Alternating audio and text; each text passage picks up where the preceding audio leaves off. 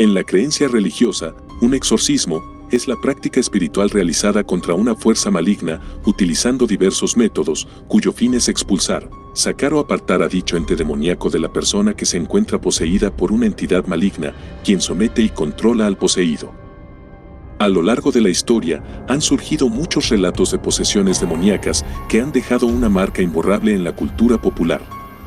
En este video, te presentamos 3 de los exorcismos más terroríficos que han sido documentados. Casos que no solo dejaron una profunda huella en quienes los presenciaron, sino que también desafían la lógica y el entendimiento. Estos relatos no son para los débiles de corazón, así que asegúrate de estar preparado para lo que vas a escuchar.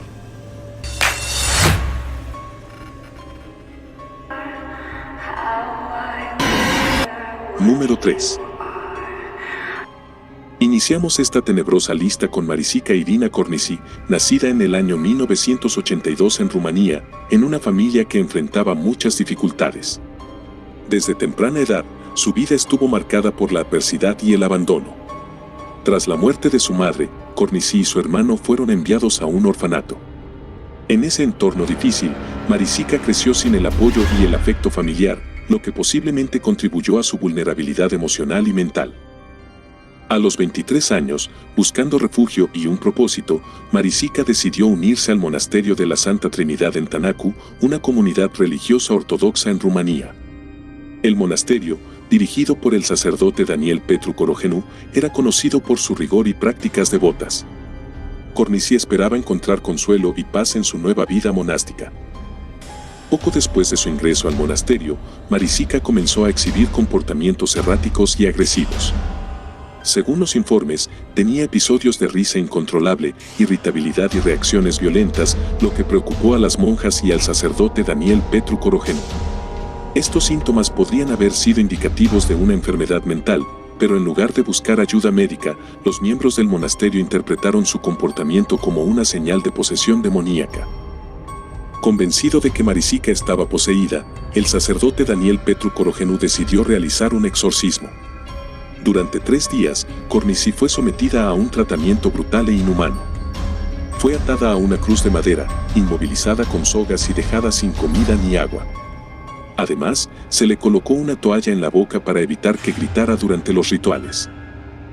El proceso del exorcismo era extremadamente violento. Marizica fue golpeada, forzada a soportar largas horas de rezo y suplicio físico. Durante este tiempo, no recibió ninguna atención médica, lo que agravó su estado físico y mental. La combinación de privación de alimentos, agua y el estrés físico intenso la llevó a un estado de salud crítico. El 15 de junio de 2005, tras 3 días de exorcismo, Marizica Irina Cornici murió.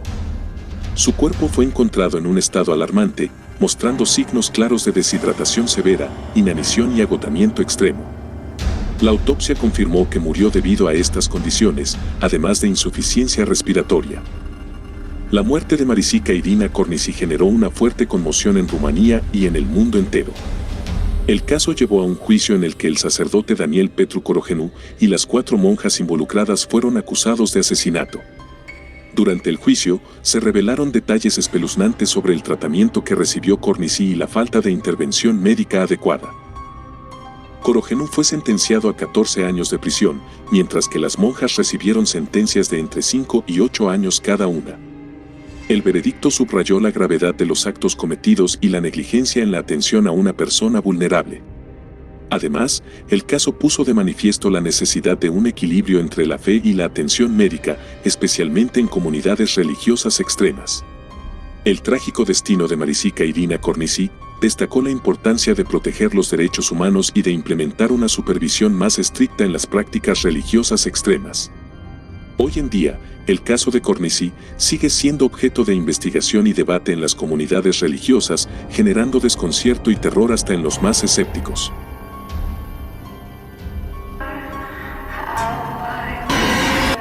Número 2.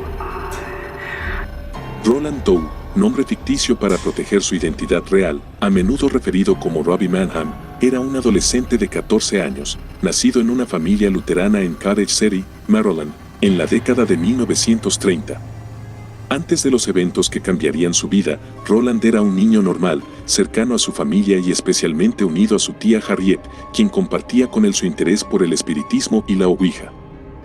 Los problemas de Roland comenzaron poco después de la muerte de su tía Harriet en enero de 1949. Destrozado por la pérdida de su tía, con quien solía jugar con una tabla ouija, Roland intentó contactarla a través de este medio.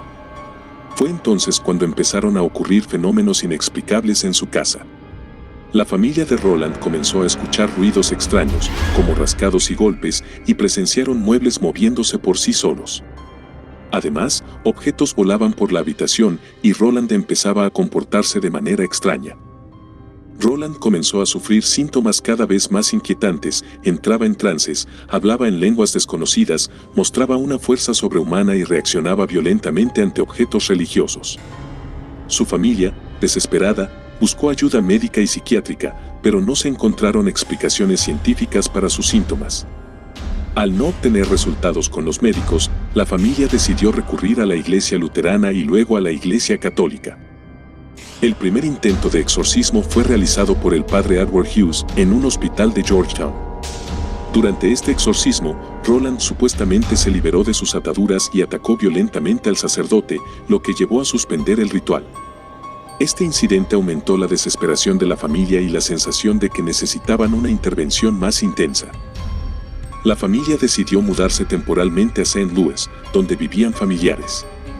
Allí, contactaron a los padres jesuitas Raymond J. Bishop y William S. Bowden de la Universidad de St. Louis. Tras obtener el permiso de la iglesia, comenzaron una serie de exorcismos bajo la supervisión del padre Bowden, asistido por el padre Walter Halloran y otros clérigos. Las sesiones de exorcismo se llevaron a cabo principalmente en la casa de un primo de Roland y en el hospital Election Brothers. Los rituales se extendieron durante varias semanas y fueron extremadamente intensos. Roland hablaba en lenguas, mostraba una fuerza sobrehumana y exhibía marcas y palabras que aparecían en su piel sin explicación aparente.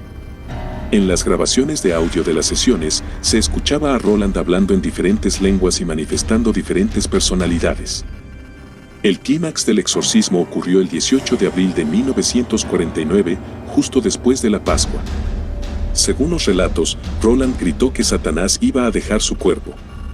Después de una violenta convulsión, se calmó y declaró que había tenido una visión de San Miguel Arcángel, quien ordenó al demonio que se retirara.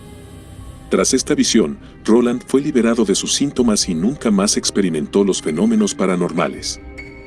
Roland Doe volvió a una vida normal después del exorcismo. Se mudó con su familia, terminó sus estudios y llevó una vida tranquila. Los sacerdotes que participaron en el exorcismo guardaron silencio durante muchos años y las aterradoras grabaciones y registros del caso fueron mantenidos en secreto hasta su exposición en el año 1965, generando caos y conmoción en la población mundial.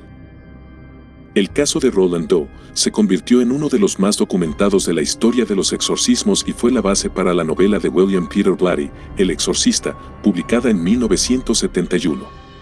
La posterior adaptación cinematográfica en 1973 convirtió la historia en un fenómeno cultural, destacando la lucha entre el bien y el mal y el papel de la fe en enfrentarse a lo inexplicable.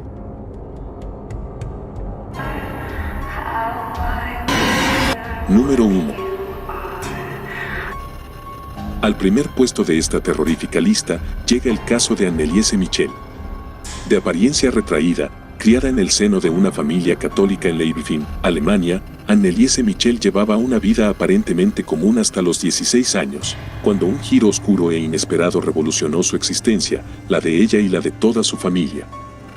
Sin previo aviso, en 1968, comenzó a sufrir convulsiones violentas de epilepsia, pero los medicamentos no lograron estabilizar su condición. Pronto, la joven también desarrolló una profunda depresión. La situación se volvió aún más alarmante cuando, a los 20 años, Anneliese ya no podía tolerar la vista de objetos religiosos y comenzó a escuchar voces aterradoras. Para los Michel, que la religión era el pilar de su existencia, lo que Anneliese tenía no era una cuestión médica, pues estaban seguros de que había una presencia demoníaca dentro de ella.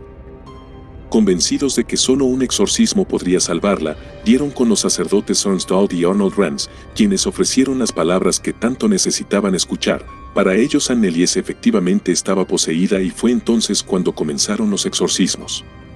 La determinación de la familia Michel y su fe inquebrantable los llevaron a un camino tortuoso, donde la medicina y la religión se enfrentaron en una lucha desesperada por el alma y la vida de Anneliese. ¿Hasta qué punto puede llegar la fe ciega? La respuesta a esta pregunta se puso de manifiesto durante las brutales sesiones de exorcismo que Anneliese soportó. Durante los 11 meses en que Anneliese fue sometida a exorcismos, su calvario alcanzó niveles extremos. Las sesiones se llevaban a cabo 2 veces por semana y podían durar hasta 4 horas cada una. En cada ritual, Anneliese era encadenada a una silla, inmovilizada para evitar que se lastimara a sí misma o a los presentes. La intensidad de su sufrimiento era tal que perdió la capacidad de comer, beber y dormir de manera adecuada. Su cuerpo empezó a mostrar signos de un deterioro alarmante. Los sacerdotes Ornstein y Arnold Rans, convencidos de la presencia de demonios, identificaron a varias entidades malignas en Anneliese, incluyendo a Lucifer, Caín, Judas Iscariote, Nerón e incluso a Adolf Hitler. Estos nombres resonaban con horror entre los presentes y acentuaban la gravedad de la situación. En las grabaciones de las sesiones, que suman más de 42 horas de audio, se pueden escuchar las voces de Anneliese cambiando y hablando en diferentes lenguas, un fenómeno que sus familiares y vecinos consideraron como prueba de la posesión. La joven mostraba una fuerza sobrehumana durante estos episodios, lo que requería que varios hombres la sujetaran. En una ocasión, rompió sus ligamentos de las rodillas debido a las 600 genuflexiones obsesivas que realizó durante un exorcismo. La constante tensión y la privación de alimentos y líquidos llevaron a Anneliese a un estado de malnutrición severa.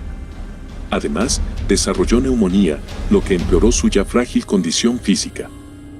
El último exorcismo tuvo lugar el 30 de junio de 1976. Para entonces, Anneliese estaba en un estado deplorable. Su cuerpo, debilitado por la neumonía, la deshidratación y la malnutrición, ya no podía soportar más. Esa noche, después de meses de sufrimiento, le dijo a su madre que tenía miedo.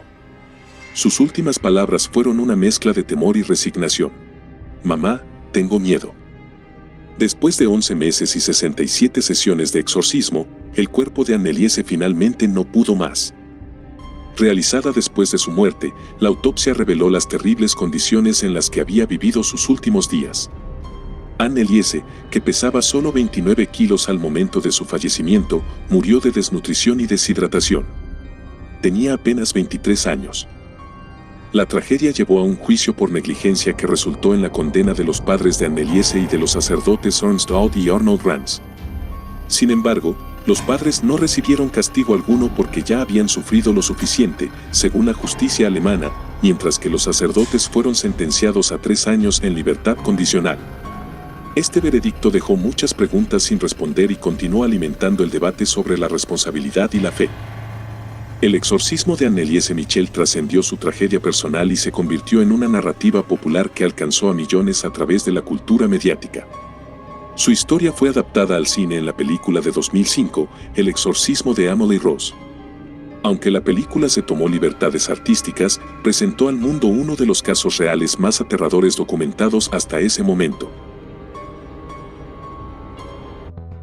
Si te gustó este video, dale like y suscríbete, para de esta manera traerte más tops históricos de todo el mundo.